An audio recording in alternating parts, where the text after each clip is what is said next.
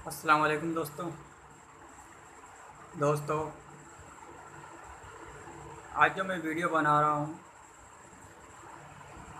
Video का जो main topic है वो है बिना इन्वेस्टमेंट आप बिजनेस कैसे करें। बहुत से बंदे ऐसे होते हैं कि उनकी ख्वाहिश होती है कि वो अपना कारोबार करें, बिजनेस करें, लेकिन पैसा ना होने की वजह से वो बिजनेस नहीं कर पाते। तो दोस्तों, आज मैं बताऊंगा आपको कि आप बिना पैसों के भी बिजनेस कैसे कर सकते हैं। वीडियो शुरू करने से पहले आपसे एक रिक्वेस्ट है कि प्लीज़ वीडियो को आप स्किप ना करें, वीडियो को पूरा देखें, क्योंकि कोई भी चीज़ जब तक पूरी तरह ना देख ली जाए समझ में नहीं आती। तो मैं दोस्तों आपको ये बताऊंगा कि आप बिना पैसों के भी बिजनेस कैसे कर सकते हैं, जैसे कि मैं कर रहा हूँ। बिजनेस करने के लिए तो आपको बहुत, अगर आप स्मॉल पैमाने पर करना चाहेंगे, छोटे पैमाने पर करना चाहेंगे, तो उसके लिए भी कम से कम इन्वेस्टमेंट चाहिए, मीडियम के लिए भी चाहिए, और अगर आप बड़े पैमाने पर करना चाहेंगे उसके लिए भी इन्वेस्टमेंट चाहिए। अब ऐसा तो नहीं है कि जिनके पास पैसा नहीं होता, इन्वेस्टमेंट करने के लिए पैसा नहीं होता, वो कारोबार नहीं करता। तो दोस्तों, ऐसा कुछ नहीं है। हमारी इंडिया के अंदर आज भी बहुत से मेरे फ्रेंड ऐसे हैं जिन लोगों के पास पैसा ना होने के बाद भी वे अपना बिजनेस कर रहे हैं। तो दोस्तों, मैं आपको बताता हूँ कि बिना पैसों के आप बिजनेस कैसे कर सकते हैं।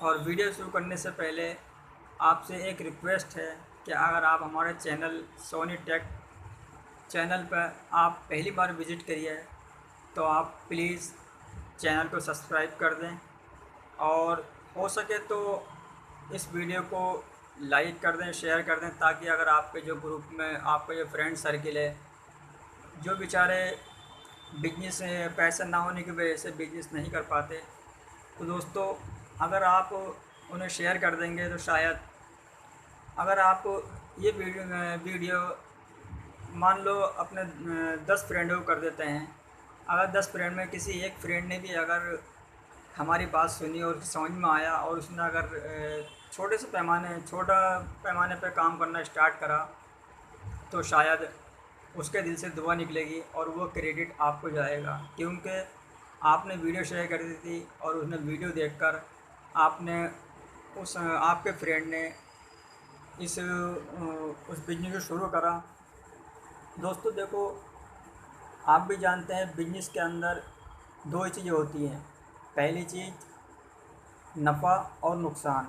ये इस चीज़ को पहले दिमाग में बिठा लेना। हर कारोबार ऐसा नहीं है कि सब प्रॉफिट का ही होता है, कुछ लॉस का भी होता है। और अगर आप खाली लॉस ही प्रॉफिट ही देखेंगे तो शायद बिजनेस नहीं कर पाएंगे। इसलिए कोई भी बिजनेस करने से पहले आप अच्छी तरह ये समझ लें कि हर बिजनेस के अंदर प्रॉफिट और लॉस ये दोनों सगे भाई हैं, और ये आपके साथ हमेशा रहेंगे। तो दोस्तों, जिस तरह आप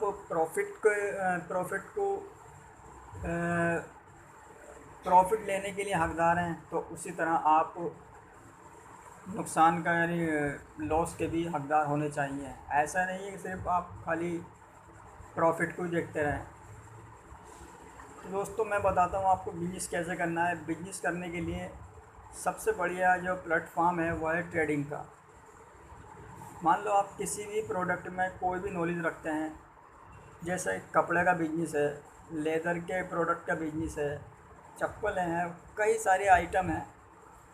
आप क्या करेंगे, आप सबसे पहले बिजनेस शुरू करने से पहले सबसे पहले आप उस प्रोडक्ट के बारे में बारीकी से जान लें।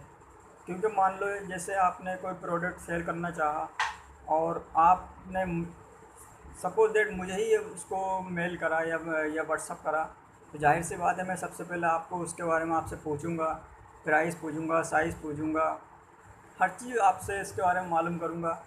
अगर आपको नॉलेज होगी तभी आप इसको बता पाएंगे, और नॉलेज नहीं होगी तो आप नहीं बता पाएंगे। तो इसलिए बिजनेस शुरू करने से पहले कम से कम 15-20 दिन या महीना भर अच्छी तरह उसकी नॉलेज ले लें। जैसे सपोज दैट कपड़े का बिजनेस है, कपड़े के बिजनेस में कई तरह के आइटम होते हैं। बच्चों के कपड़े हैं, जेंट्स के कपड़े हैं, लेडीज़ के कपड़े हैं। तो अगर बच्चों का आप बिज़नेस करना चाह रहे हैं बच्चों के कपड़ों का, तो उसकी नॉलेज रखें, क्योंकि बच्चों के बिज़नेस में बच्चों के कपड़ों में मीडियम और स्मॉल और हाई, ये लार्ज, इस तरह एक्सल कुछ साइज़ होता है। इसी तरह अगर आप लेदर के प्रोडक्ट में बिज़नेस करना चाह रहे हैं तो लेदर में तो कई चीज़ें होती हैं। और लेदर के बिज़नेस के लिए मैं आपको एक ही राय दूंगा कि अगर आप लेदर के बारे में जानते हैं तो ही बिज़नेस करना, अन्यथा आप लेदर का बिज़नेस ना करें, क्योंकि लेदर के बिज़नेस के अंदर बहुत बारीकी होती हैं जो शायद आप अपने क्लाइंट को नहीं समझा पाओगे। तो दोस्तों, वीडियो थोड़ी लंबी हो जाएगी, लेकिन मैं आपको इंशाल्लाह पूरी पूरी कोशिश करूँगा कि आप एक बिजनेसमैन, अच्छी तरह बिजनेसमैन बन सकें। दोस्तों, आप जानते ही हैं लॉकडाउन के अंदर कैसे हाहाकार मची हुई थी, और जो बचा कुचा पैसा हमारा तुम्हारे पास था हम लोग सब खा चुके।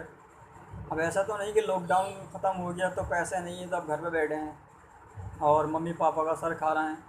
दोस्तों, जब तक, एक कहावत है हमारे उर्दू के अंदर कि हिम्मत मदद तो मदद खुदा। अगर आप हिम्मत करोगे तो इंशाल्लाह मदद अल्लाह की तरफ से ज़रूर आएगी। दोस्तों, अब मैं आपको बताता हूँ बिजनेस कैसे करें और या ट्रेडिंग कैसे करें। सबसे पहले तो आप बिजनेस करने से पहले, जैसे मैंने पहले ही बताया आपको, क्या उस प्रोडक्ट के बारे में अच्छी तरह समझ लें, समझ खूब अच्छी तरह उसको, अच्छी तरह से उसकी स्टडी कर लें, खूब अच्छी तरह डिटेल निकाल लें। जब आपके समझ में आ जाए तो आप सबसे पहले क्या करेंगे, अपना विजिटिंग कार्ड छपवाएंगे। विजिटिंग कार्ड में बहुत से बहुत 350 रुपये में 1000 पीस छप जाते हैं, या 400 रुपये में या 500 रुपये में। क्योंकि विजिटिंग कार्ड, अब जब भी आप किसी क्लाइंट से फ़ोन बात करेंगे तो वो सबसे पहले आपका विजिटिंग कार्ड मांगेगा कि आप अपना विजिटिंग कार्ड भेजिए। तो एक चीज़ और, एक इंग्लिश में कहावत है कि first impression is the last impression. तो याद रखना, विजिटिंग कार्ड ऐसा होना चाहिए कि अगर मैं उसको देखूँ आपके विजिटिंग कार्ड को तो मैं भी थोड़ा इम्प्रेस हूँ कि हाँ वाकई में बंदे में कुछ दम है।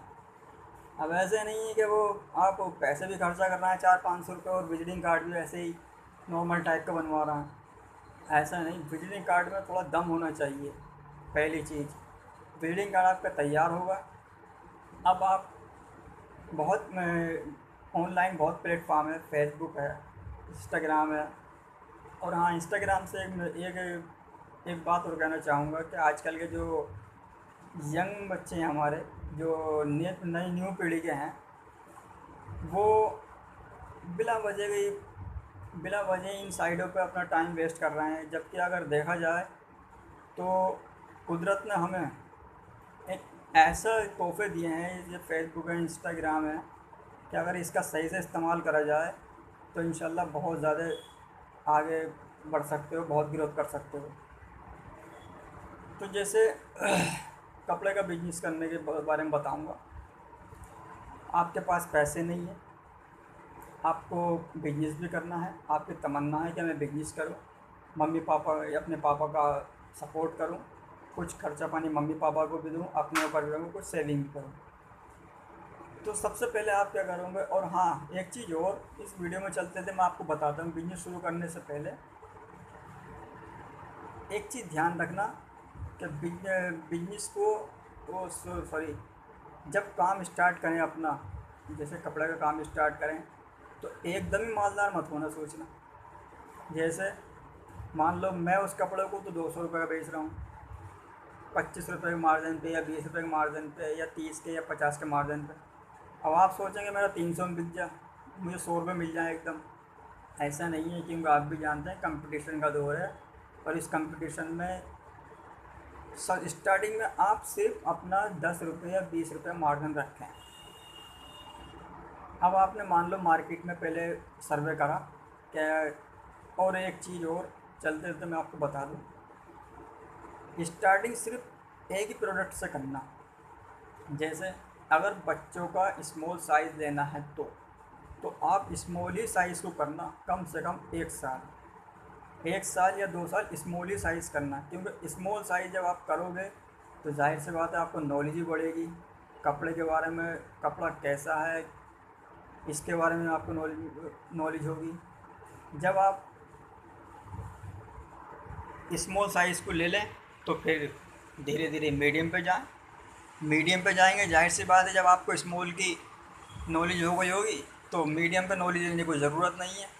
फिर अगली बार फिर अगला कदम बढ़ाएं, बड़े बड़ा साइज़ को लें।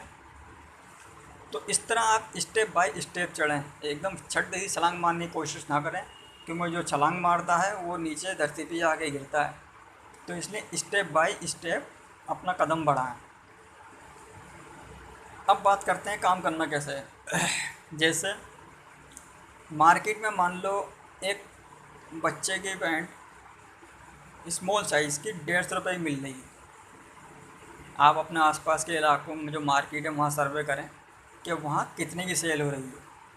जैसे आपके पास में बाज़ार होगा, मार्केट होगी, वहाँ पे जाहिर सी बात है कपड़ों की दुकानें होंगी। जब आप नॉलेज ले लें, जो मैंने बताया शुरू में कि 15-20 दिन या महीना भर की ट्रेनिंग अपना आराम से खूब नॉलेज ले लें, तो उसके बाद आप उनसे जाकर कांटेक्ट कीजिए कि सर ये पिए। अब आप देखो खर्चा कितना करना है आपको। देखो कोई भी काम ये नहीं कि बिल्कुल ज़ीरो इन्वेस्टमेंट से हो जाएगा, ऐसा कुछ नहीं है भाई। बहुत वीडियो बनती है कि ज़ीरो इन्वेस्टमेंट से ये काम हो जाएगा, ऐसा कुछ भी नहीं है। कुछ भी ना कम से कम कुछ भी ना आपको 2-3 हज़ार 5 हज़ार आपको इन्वेस्ट करने पड़ेंगे। कहते हैं ना इन 2-5 हज़ार का आपको गेम खेलना पड़ेगा। या तो 5 हज़ार से आपकी लाइफ बन गई और या 5 हज़ार से आप बैठ गए। अगर बैठ भी जाएंगे तो 5 हज़ार में सिर्फ 5 हज़ार का नुकसान होएगा, उसमें ना आपको खलेगा और शायद आपको इसकी नॉलेज मिल जाएगी। तो अब 5 हज़ार में ये नहीं कि 5 हज़ार का कपड़ा उठा लो। सबसे पहले आप 1000 या 2000 के पीस दिल्ली के अंदर गांधीनगर जाइए आप।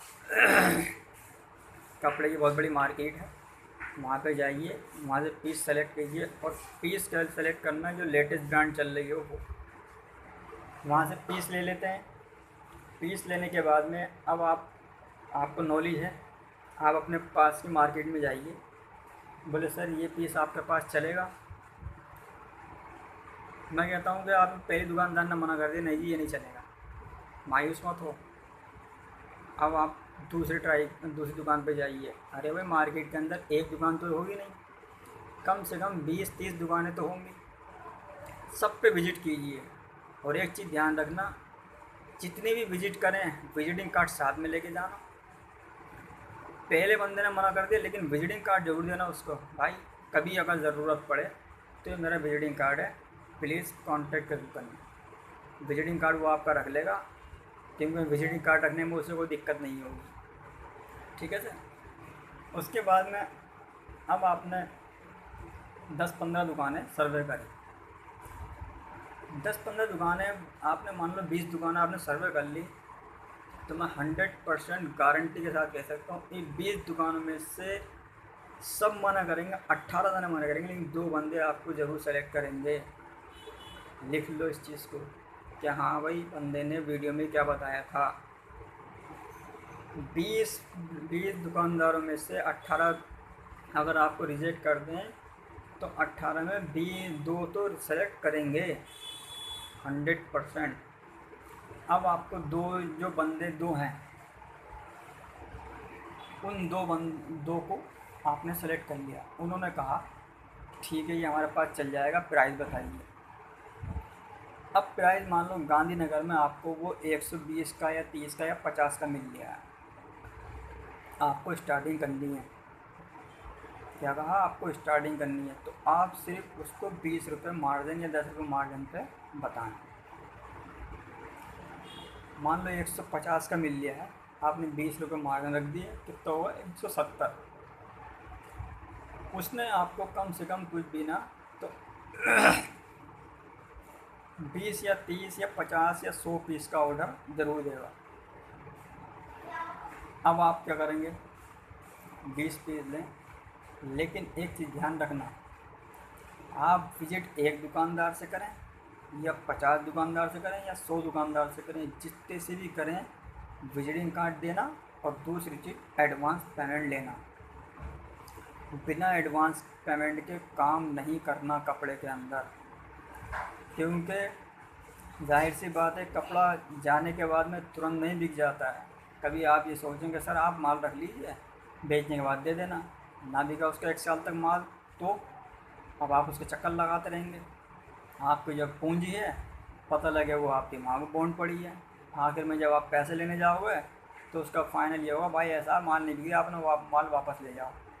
जब आप उससे एडवांस ले लेंगे, ना सब एडवांस दे, बोले सर जी ऐसा है, हम 50% एडवांस चाहिए, 50% आप एडवांस ले लो, 50% बचा उससे टाइम ले लो।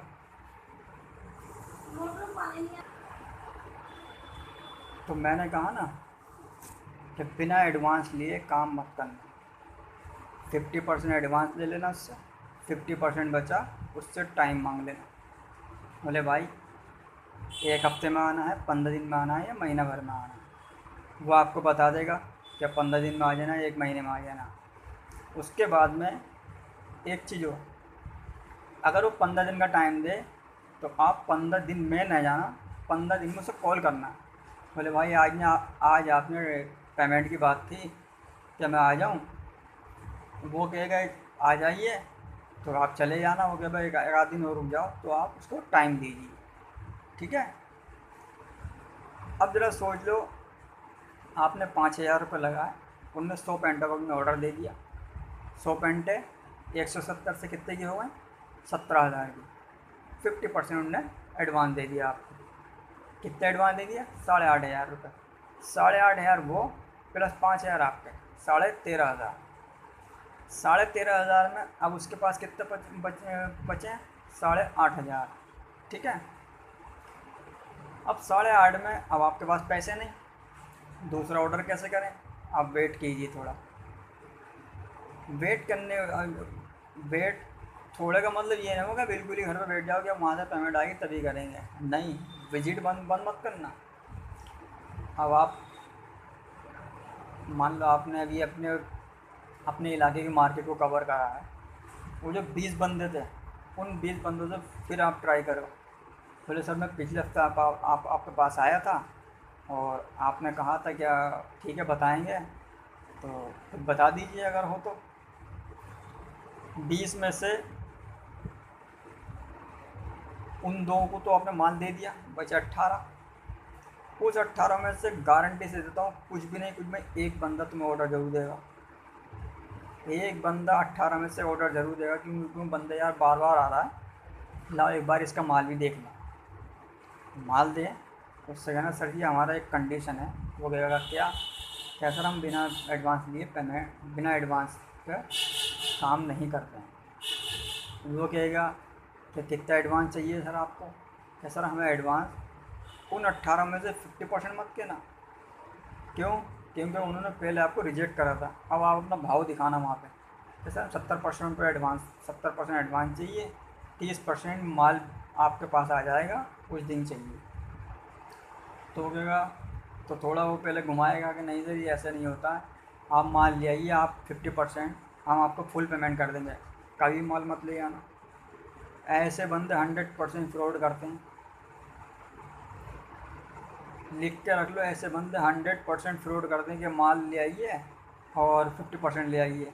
मान लो आपने किसी से उधार पानी करके उसे बोले यार ऑर्डर मिल गया, लाओ उधार पानी करके माल लेके पहुंचा दिया, 10 कमी निकालेगा माल के अंदर, क्या इसका ऐसा है, इसका वैसा है, ये है और वो, ये माल नहीं चल पाएगा। तो पता लगा आपने उधार भी एडवांस किसी से उधार पानी ले लिया और अब वो भी नखरे दिखा रहा है।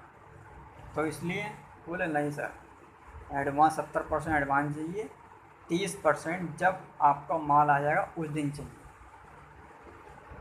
वो अगर एग्री हो जाता है कि ठीक है 70% ले लीजिए, अब आप वो, क्योंकि आप नए बंदे हो उसके सामने, वो आपके सामने नए बंदा, अब वो आपको 70% कैसे दे? तो इसमें कहना कि हम 70% आपसे कैश पेमेंट नहीं लेंगे, ट्रांसफ़र लेंगे। वो कहा क्यों? कैश ले लो। बोले नहीं सर ट्रांसफ़र, ताकि आपके पास भी प्रूफ है कि आपने हमें एडवांस दिया और हमारे पास भी प्रूफ है कि आपने हमें एडवांस दिया। तो इस तरह वो ये जब आप इतनी बात कह देंगे तो वो बंदा समझ जाएगा कि बंदा कारोबारी है। अब आपने उससे 70% एडवांस ले लिया, जाइए मार्केट जाइए वहाँ से। और एक चीज़ ध्यान रखना दोस्त, काम के अंदर कभी भी धोखाधड़ी मत करना। मान लो तुमने मुझे पीस दिखाया, जो पीस मुझे दिखाया, जो मैंने आपको सेलेक्ट करा है, वही पीस लेके जाना। अब ये नहीं है कि यार, क्योंकि गांधीनगर दिल्ली की बहुत बड़ी मार्केट है, उससे उसी डिज़ाइन के, उसी कपड़े के एक नहीं दसियों ब्रांड मिलेगी उस कलर की। अब ये नहीं कि आपने पीस तो दिखाया कुछ और, वो आपका बैठ गया 150 रुपये का, और एक पीस पड़ा 120 रुपये का। अब आपके दिमाग में लालच नहीं आना चाहिए कि यार अगर मैं 120 वाला लेके पहुँचा देता हूँ तो इसमें तो मेरे और 30 रुपये बच रहा है। नहीं, जो चीज़ आपने उसे दिखाई है वही चीज़ आपको उसे लेके जाना है। क्योंकि अगर आपने ऐसा करा, पहली चीज़ माल नहीं लेगा, दूसरी चीज़ आप अपने एक कस्टमर खो देंगे। अगर आपने जो ओरिजिनल पीस उसे दिखाया है और वही माल लेके जाओगे, दोस्त लिख के रख लेना, आप उसके रेगुलर कस्टमर बन जाओगे, आप रेगुलर माल देते रहोगे। धीरे धीरे जब आप ऐसा करोगे तो आपके अंदर कॉन्फिडेंस ऑटोमेटिक पैदा होने लगेगा कि यार अब मेरी थोड़ी बहुत अर्निंग चालू हो गई। इस तरह करते करते मैं अब भी यही कह रहा हूँ कि इन टारगेट ये बनाना कि जो मेरे इलाके के 20 दुकानदार हैं, ये इन 20 पे माल देना है। ये नहीं कि यार ये हर बार मना करते हटा छोड़ ना जा रहा, नहीं। आप सेलर हो, वो परचेज़र है, आपको सेल करना है। आपके अंदर ये गुण होना चाहिए कि मुझे सेल करना है। कितनी बार मना करेंगे ये? एक बार मना करेंगे, 2 बार मनाएंगे, 3 बार, 10 बार, 20 बार। किसी दिन तो बोलेंगे हाँ यार लाओ, और तुम बहुत दिन चक्कर लगा रहा हो, अपना पीस देते जाओ, ठीक है। तो इसलिए उन 20 को मत छोड़ना, और एक कापी पेंसिल पे टारगेट बना लो पूरे महीने का, क्या मुझे इतने लोगों से मिलना है। देखो, जब मैंने ट्रेडिंग शुरू करी थी, मेरे अंदर ही बहुत शर्म थी। मैं जाता था कि यार बात करूँ ना करूँ, कैसे करूँ। तो भाई जब तक शर्म ख़त्म नहीं करोगे, अरे भाई आप दुकान के पास जब मैंने ये सोचा कि यार ऐसे कब तक होगा, तो फिर मैंने सोचा कि यार 2 चीज़ें तो होंगी, यस या नो। ऐसा तो नहीं कि मेरा गला दबा देगा वो कि बार बार आ रहा है, ऐसा कुछ नहीं है। वो आपसे जब भी मिलेंगे, अब आप मान लो मेरे पास एक दफ़ा आ गया, 2 दफ़ा आ गया, 3 दफ़ा आ गया, चौथी दफ़ा आ गया, 5वीं दफ़ा मैं खुद बोलूँगा हाँ भाई क्या पीस लेके आए हो, लाओ दिखाओ। क्योंकि वो तो समझ जाएगा कि बंदा सेलर है, सप्लायर है। फिर आपको बताने की ज़रूरत नहीं है, वो खुद आपको देख के समझ जाएगा कि बंदा सेलर है नहीं ऐसा। अरे भाई मैं आपके पास जा रहा हूँ, मैं आपसे कहूँगा सर ये पीस ले लो, आप मना कर दोगे, ठीक है सर ये पीस ले लो, फिर मना कर दोगे। 3-4 बार बाद आपके पास जाऊँगा, चौथी दफ़े मैं दुकान पर कदम रखूँ, अरे आओ यार आओ, तुम्हारा पीस देंगे भाई, क्या है बहुत दिन से चक्कर लगा रहा हूँ, लाओ दिखाओ। बन गई बात, ना कोई जोर जबरदस्ती करनी पड़ी। तो इस तरह आप अपने कपड़े का बिजनेस शुरू कर सकते हैं। और दूसरी चीज़, जो हमारी फीमेल हैं, जो हमारी बहनें हैं, वो भी अगर चाहें तो घर बैठे आराम से बिजनेस कर सकती हैं। उनके लिए सबसे बढ़िया प्लेटफॉर्म क्या है? सबसे बढ़िया प्लेटफॉर्म मीशो। आप उस पर जाके अपने मीशो को रजिस्ट्रेशन कराएं, और मीशो को रजिस्ट्रेशन फ्री है, कोई चार्ज नहीं है। वहाँ से मीशो की वीडियो है कि आप वीडियो से कैसे सेल कर सकती हैं। आप अपने उसको सेल कीजिए, और अपने पिक्चर आएंगी अपने जो आपके सहेली ग्रुप है उसमें सेंड कीजिए। उसमें से कोई सहेली आपसे पूछती है क्या इसका प्राइस क्या होगा, तो आप मान लो मीशो पे 20 रुपये का पड़ा है, आप 10 रुपये प्राइस अपना प्रॉफिट जोड़ें और उसको 30 रुपये बता दें। अगर सामने वाली आपकी सहेली या फ्रेंड ने आप कहते ठीक है ओके ये मुझे प्लीज़ मंगा दो, सहेली का एड्रेस लो, उसका कॉन्टैक्ट नंबर लो, उसके अंदर मीशो के अंदर पूरी फाइल है, उसमें डिटेल भर दीजिए, तो पीस वहाँ से उठ के डायरेक्ट वहाँ चले जाएगा, वहाँ से पेमेंट मीशो पे जाएगी, और आपका जो मार्जिन है 10 रुपये वो आपके खाते में, वो मीशो वाले 15 तारीख को खाते में ट्रांसफ़र कर देते हैं, जितनी भी आप अर्निंग करोगी। तो इस तरह तो आप बिजनेस, इस तरह ट्रेडिंग वाला काम जो है मेरी नज़र में बहुत बढ़िया काम है। मैं जो ट्रेडिंग करता हूँ मैं आपको बता दूँ, मैं सॉप नूडल्स की ट्रेडिंग करता हूँ। सॉप नूडल्स शायद कुछ भाई जो वीडियो हमारी देख रहे हैं वो जानते हों और कुछ नहीं जानते हों। सॉप नूडल्स होता है जिससे हम लोग जो नहाने वाला साबुन होता है वो बनता है। तो हम लोग क्या करते हैं, अल्हम्दुलिल्लाह अल्लाह का शुक्र है, जब मैंने स्टार्टिंग करी थी अब से 3 साल पहले, तो मेरे पास गिने चुने पार्टी थी। आज मेरी लिस्ट के अंदर कम से कम 800-900 पार्टियां हैं, और उस 800-900 पार्टियों में से सिर्फ 10 बंदों से मैं फ़ेस टू फेस बात कर पाया हूँ। बाकी के बंदे सिर्फ फ़ोन पर कांटेक्ट करते हैं। प्राइस होता है, क्योंकि इसका प्राइस जो होता है डेली हर वीक जो है अप डाउन होता रहता है। तो हम लोग मार्केट के अंदर रहते हैं और इसकी डिटेल इसकी हमेशा इसके प्राइस के ऊपर फोकस करते हैं कि आज का प्राइस क्या है। तो हम लोग वो प्राइस जो प्राइस होता है उसका प्राइस लेके सामने वाले बंदे अपने 2-4 रुपये रख के अपने उसको भेज देते हैं। वहाँ से पेमेंट आ जाती है। पेमेंट मैंने बताया एडवांस बिना, कितने पुरानी पार्टी हो अपना उसूल है, पहले एडवांस उसके बाद माल। एडवांस आया था, माल उठाया, माल बुक करा और उसको भेज दिया। और एक चीज़ ध्यान रखना दोस्त, पार्टी से अगर मान लो आपने 2 दिन का टाइम दिया है, आप सोच रहे हैं कि मैं 2 दिनों में पार्टी को माल भेज दूँगा, कभी मत बताना कि 2 दिन में माल भेज दूँगा। क्योंकि कभी कभी ऐसा होता है कि आप मार्केट नहीं जा पाओ, कोई इमरजेंसी में फंस जाओ। यहाँ पर यहाँ आपका जो है क्रेडिट बहुत ख़राब होता है कि यार देखो 2 दिन के लिए बोला था, 4 दिन होगा।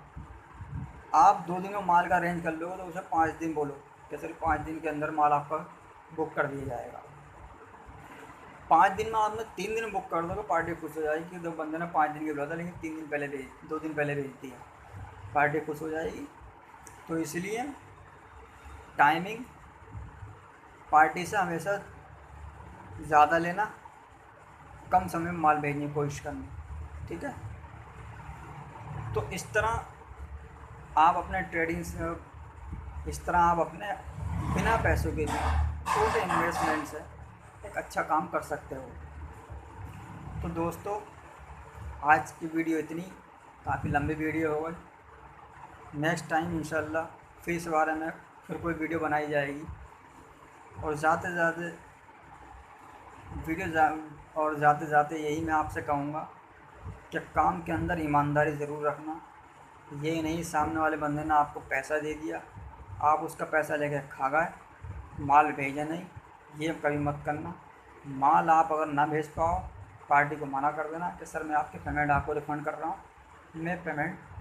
मैं माल नहीं भेज पाऊँगा, माल की शॉर्टेज चल रही है, मार्केट में माल नहीं है। या पार्टी से बोलो कि सर जो मैंने आपको सैंपल दिया था वो सैंपल मार्केट में इस वक्त है नहीं, अगर कहो तो दूसरा सैंपल है मैं आपको सेंड करूँ, वो कहते ठीक है कोरियर करो, उसे कोरियर कर देना। वो कहते ठीक है ये माल भेज दो तो भेज देना, रेट अपना मार्जिन रख के उसके अंदर भेज देना। और अगर माल नहीं है तो बेटर तो ये होगा कि उसके पेमेंट उसे रिफ़ंड कर देना। और रिफ़ंड हमेशा सिर्फ एक बार करना, ये नहीं कि बार बार उससे पेमेंट मंगाओ, बार बार उसे रिफ़ंड भेजो। तो इसलिए पार्टी भी कहेगा ये बेकार आदमी है, पेमेंट मंगा लेता है फिर वापस पेमेंट कर देता है, माल नहीं देता।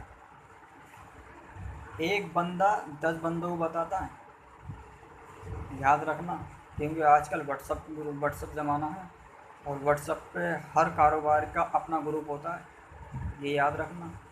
आपने एक के साथ में अगर कोई गलती करी तो आपने एक के साथ में गलती नहीं करी, कम से कम 200-250 आदमी के साथ में गलती करी, इसलिए ध्यान रखना।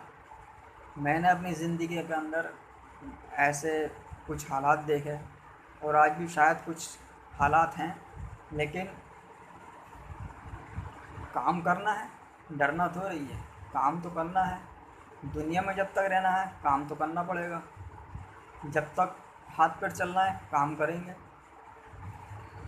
और दोस्तों एक चीज़ और बहुत लोग कहते हैं कि यार ट्रेडिंग कर रहा है मज़ा नहीं आ रहा, सेविंग नहीं आ रही, कोई बचत नहीं हो पा दे रही। तो भाईजान घर बनाने से पहले सबसे पहले खुदाई की जाती है, एकदम बिल्डिंग खड़ी नहीं होती।